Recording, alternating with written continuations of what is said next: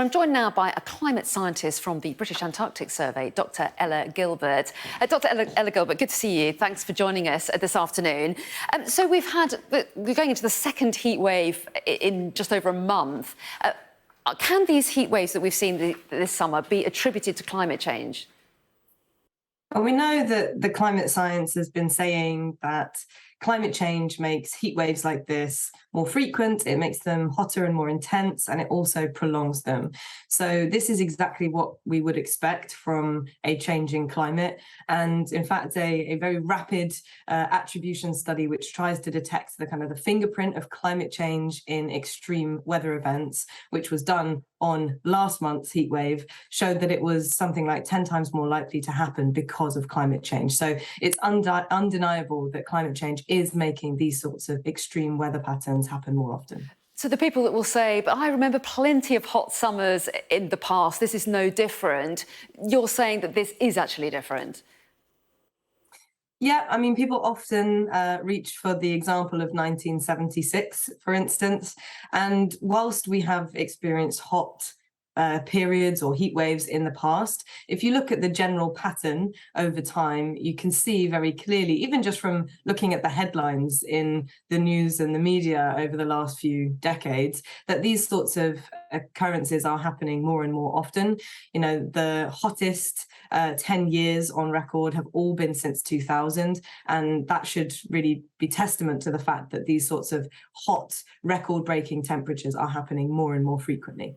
And a lot of countries have signed up to try to get their emissions down, many of them by 2050, to try and reach net zero, that's as close to zero emissions as possible, to try to tackle the advances of climate change.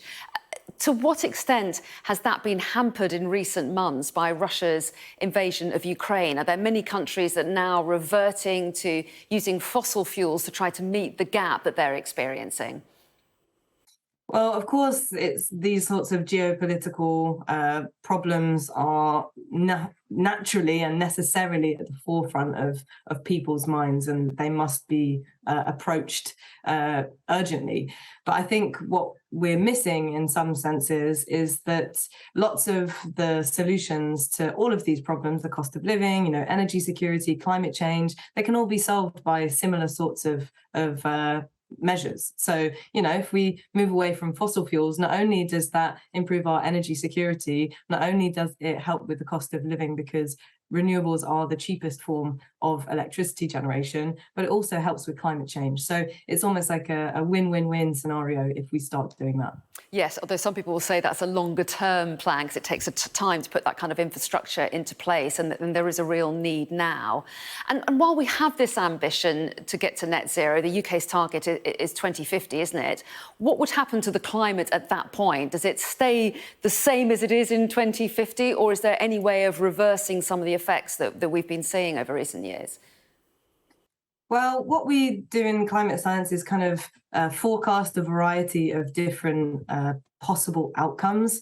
And there are certainly some ideas that we can get to net zero by 2050 and then start to reverse some of the damage that we've done so far. Of course, that all depends on our behaviour now and until 2050 and after 2050. But it's certainly possible to start to rectify some of the problems that we've already caused. Of course, it's a very long-term thing that we're talking about here, and it requires a really concerted amount of action from all over the world and all parties.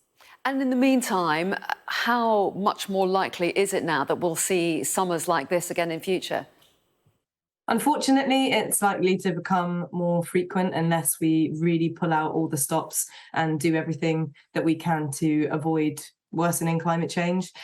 We are inevitably going to see some more warming because it takes a little while for the climate to catch up with the emissions of greenhouse gases that we've already produced. So we are definitely going to see more frequent and more intense extreme events like this, but that doesn't necessarily mean it will be the case forever. If we implement meaningful climate action and we start to reduce our emissions and reverse that damage that we've done, then it will start to improve and future generations will have hopefully a more rosy picture.